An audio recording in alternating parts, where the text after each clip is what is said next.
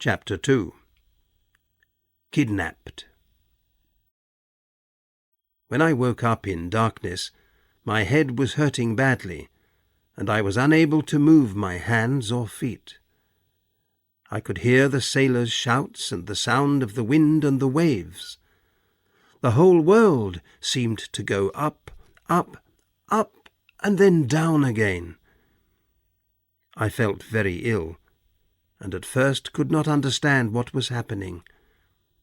After a while, I realized that I must be somewhere inside the ship, which was moving very fast through the water. "I've been kidnapped," I thought angrily. It was clear that my uncle and the captain had planned it together. I began to feel frightened and hopeless as I lay there in the dark. Some hours later, a light shone in my face. Mr. Riach, one of the ship's officers, stood looking down at me. He washed the cut on my head, gave me some water, and told me kindly to go to sleep. The next time he came, I was feeling very hot and ill. He had brought Captain Hoseason with him. "Now, sir, see for yourself," said Mr. Riach. "The lad's seriously ill. We must take him out of this unhealthy hole at once." "That's none of your business," answered the captain. "You're paid to do your job, not to worry about the boy. He's staying down here." "I'm only paid to be an officer on this ship," replied Mr. Riach sharply. He looked hard at the captain. "I'm not paid, like you, to kidnap and murder." Hoseason turned on him angrily. "What did you say?" he cried. "What do you mean?" "You understand," said Mr. Riach, looking calmly at him. "You should know me by now, Mr. Riach. I'm a hard man. But if you say the lad will die—" "Aye, he will," said Mr. Riach. "Well, sir, put him where you like." So I was carried up into the sunlight a few minutes later, and put in a cabin where some of the sailors were sleeping. It was a wonderful feeling to see the daylight and to be able to talk to people again. I lay in the cabin for several days, and after a while began to feel better. The sailors were kind to me in their way. They brought me food and drink and told me about their families at home. I discovered from them that the ship was sailing to the Carolinas in North America. There the captain was planning to sell me as a slave to work in a rich man's house or on a farm. I also learned that both the ship's officers, Mr. Riach and Mr. Sean, enjoyed drinking far too much. The sailors liked Mr. Sean, but said that he was sometimes violent when he had drunk a lot. One of the sailors was a young boy called Ransom. His job was to bring meals to the captain and officers in the roundhouse, a big cabin on the top of the ship, where the officers slept and ate. When Ransom dropped something or did something wrong, Mr. Sean used to hit him, and I often saw the poor boy crying. One night, about 9 o'clock, I heard one of the sailors in the cabin saying quietly to the others, "Sean's killed him at last." We all knew who he meant. Just then the captain came in. I was surprised to see him walk towards me and say kindly, "My man, we want you to help us in the roundhouse. From now on, you'll sleep there instead of Ransom." As he spoke, 2 sailors carried Ransom into the cabin. His face was as white as a sheet, and he did not move. My blood ran cold when I saw him. I obeyed the captain and ran to the roundhouse. It was a large room with a table, a bench, and locked cupboards. All the best food and drink was kept there, under the captain's eyes, as well as the guns. When I entered, I saw Mr. Schuan sitting at the table with a bottle of whisky in front of him. He did not seem to notice what was happening around him, and was looking fixedly at the table. Mr. Riach soon joined the captain and me. He looked at Hoseason meaningfully, and I understood from his look that Ransom was dead. We three all stood silently looking down at Mr. Schuan. Suddenly, the captain stepped forward. "Do you know what you've done?" he cried. "You've murdered the boy." Mr. Schuan put a hand to his head. "Well," he said, "he brought me a dirty glass." The captain and Mr. Riach and I looked at each other, almost frightened. Then Hoseason took Mr. Schuan by the arm and told him to go to bed. The murderer cried a little at first, but he took off his boots and lay down like a small child. "Mr. Riach," said the captain, when we could see that Mr. Schuan was asleep, "nobody on land must know what happened tonight. We'll say that the boy fell into the sea. Get us a drink, David.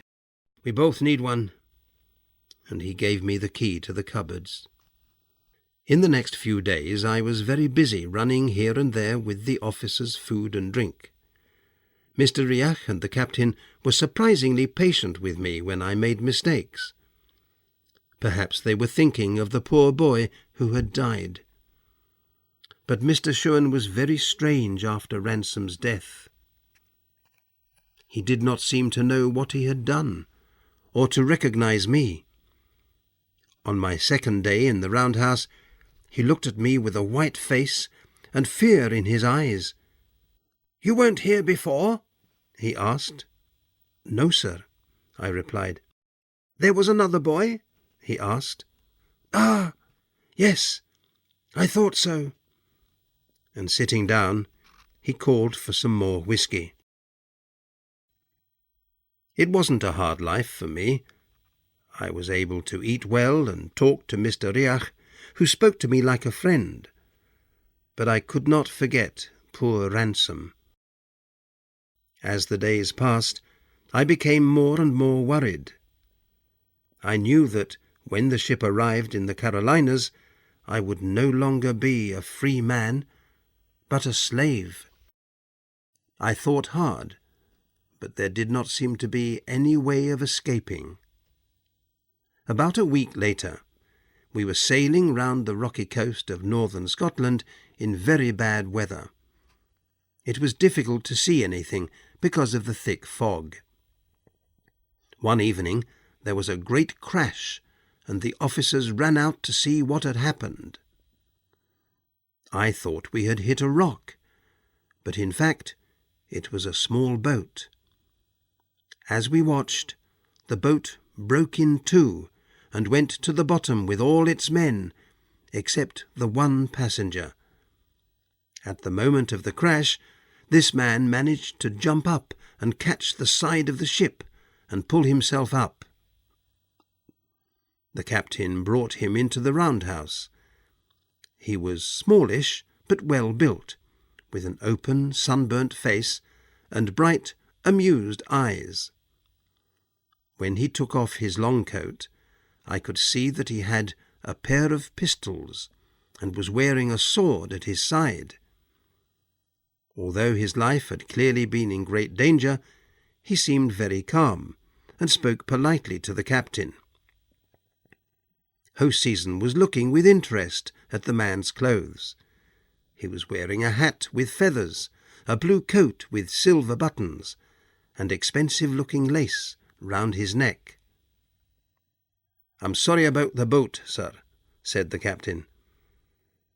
"I've lost some grand friends today," replied the stranger, "and that's worse than losing 10 boats."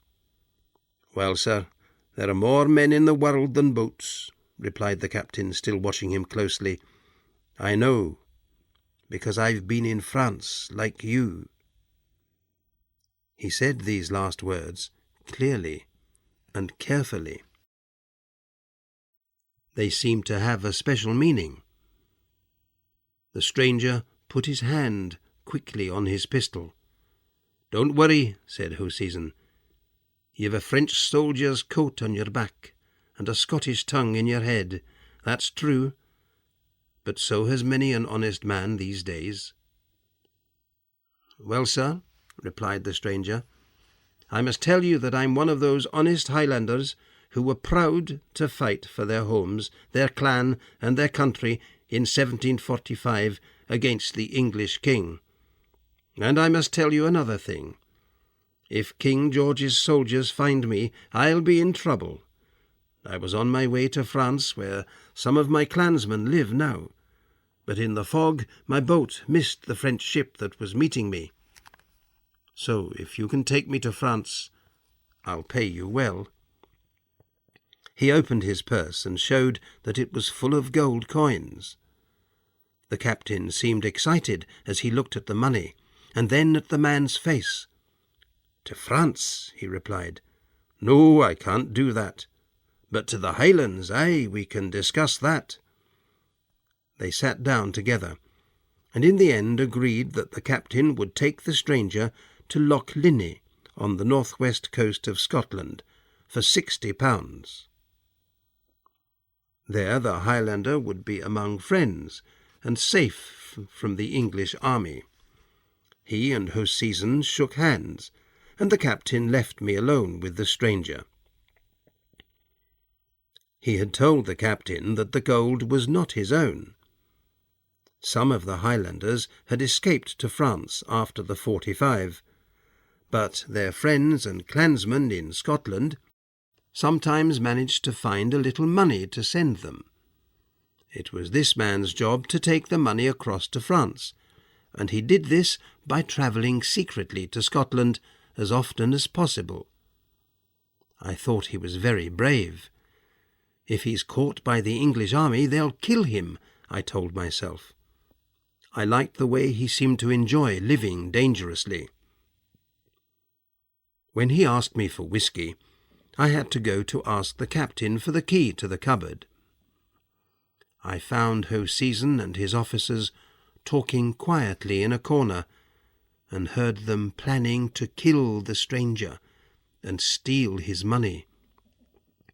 They seemed to think that I would help them, and asked me to bring them secretly some guns from the roundhouse. I went slowly back to the stranger, not sure what I should do. But when I entered the roundhouse and saw him eating his supper, I decided at once.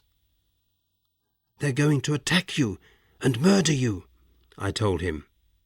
"What?" he cried, jumping up. "Will you stand with me against them?" "I will.